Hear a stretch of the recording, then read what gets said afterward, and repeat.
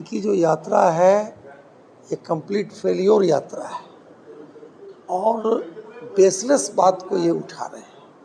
है क्या कि देश और बिहार के लोग जो आने वाला चुनाव है वो पूरी तरह से इन लोगों को रिजेक्ट कर रहा है। डेवलपमेंट और विकास जो एनडीए सरकार में माननीय मुख्यमंत्री नीतीश कुमार जी और भारतीय जनता पार्टी की अगुवाई में बिहार में हुआ है, इससे ये लोग बौखला गए और ये बौखलाहट का परिणाम है।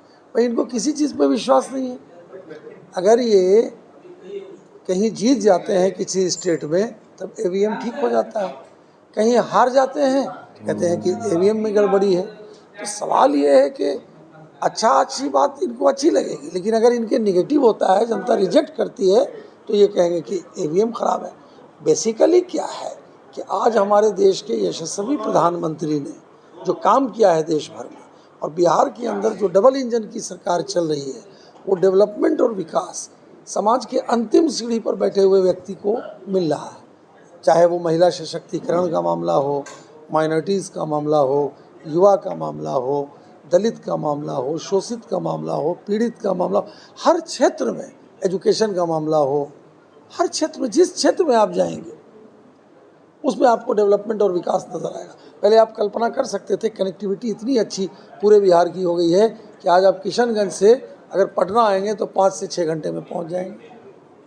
आप ये सोच सकते हैं कि एजुकेशन के अंदर जो है कितनी यूनिवर्सिटीज़ खुल गई। आज बिहार के अंदर में कितने एयरपोर्ट सब जो है उसका डेवलपमेंट हुआ है। आप जाके हॉस्पिटल्स को देखिए, कितने एम्स खुल गए। तो सवाल है कि इनकी आंखों में ये नज़र नहीं आ रहा है, और ये जो यात्रा कर रहे हैं इस 0% सन्नाटा इनकी यात्रा का है। हुजूम जुट रहा है हर जगह, सिर्फ पटना ही की बात नहीं करें, जहाँ जहाँ यात्रा हुई वहाँ हुजूम लगा था। नहीं, हुजूम जिसको आप कह रहे हैं वो हुजूम नहीं है।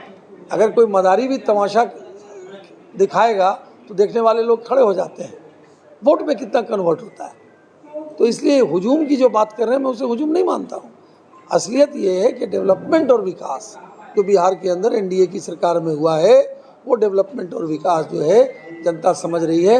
और आने वाले जो चुनाव बिहार में होंगे 200+ एनडीए को सीटें मिलेगी। लोकसभा में 400 बोल रहे थे, आप विधानसभा में 200 बोल रहे हैं, क्या लगता है? क्या लोकसभा में आप लोग 400 पार कर रहे थे, विधानसभा में 200 पार कर रहे हैं, क्या लगता है कि आगे बढ़ेंगे कि उसी में घटते? देखिए, जब कोई आदमी एग्ज़ाम देता है तो पहले से ही नहीं वो सोचेगा कि हम डिस्टिंक्शन लाएं, और अगर वो पहले से ही ये सोचेगा कि हमको सेकंड डिवीज़न आए तो उसको क्या होगा, 3rd डिवीज़न हो जाएगा। तो हम तो डिस्टिंक्शन की तैयारी कर रहे हैं। तो जब डिस्टिंक्शन की तैयारी कर रहे हैं तो ये तो क्लियर कट है कि हमारी सरकार बनेगी। लगातार आप लोग कैंडल मार्च या प्रोटेस्ट कर रहे हैं, माफ़ी मांगो, राहुल गांधी या कांग्रेस से, उस पर क्या कहेंगे?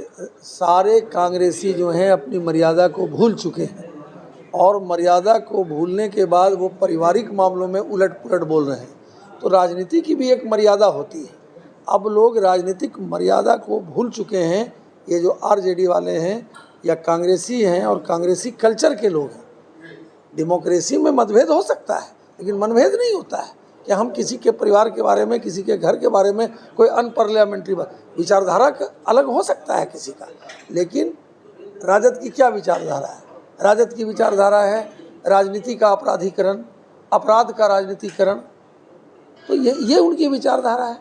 अब बिहार के लोग उस पुराने जंगल राज में नहीं जाना चाहते हैं।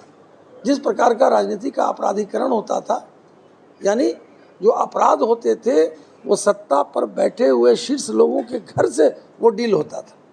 तो राजनीति का अपराधीकरण, अपराध का राजनीतिकरण, भ्रष्टाचार का सरकारीकरण, ये आरजेडी पीरियड में था। तो अभी भी हो रहा है सर, बस परिभाषा चेंज हो गई है। देखिए, अपराध को अगर आप देखेंगे गुना भाग करके तो बहुत ज़्यादा, पहले क्या था, कोई शाम में निकल सकता था सड़कों पे?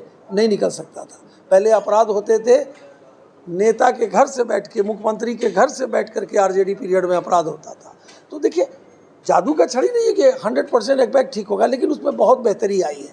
आज बड़े से बड़े लोग जो हैं अगर अपराधी हैं तो वो पकड़ा रहे हैं और जेल की सलाखों के अंदर जा रहे हैं। आप विधानसभा चुनाव का भी तैयारी चल रहा है, कैसा अपने क्षेत्र का? नहीं, विधानसभा तो देखिए सभी लोग लगे हुए हैं, काम करना है, जनता के पास जाना है, भारतीय जनता पार्टी चरवैती लगातार काम करती रहती है। ये तो पार्टी विद डिफरेंस है बीजेपी, पार्टी विद मिशन है, पार्टी विद आइडियोलॉजिकल मूवमेंट है। तो बीजेपी का तो लगातार ऐसा नहीं है कि चुनाव आ गया तो काम कर रहे हैं, लगातार हमारा जो है संगठन काम करता रहता है।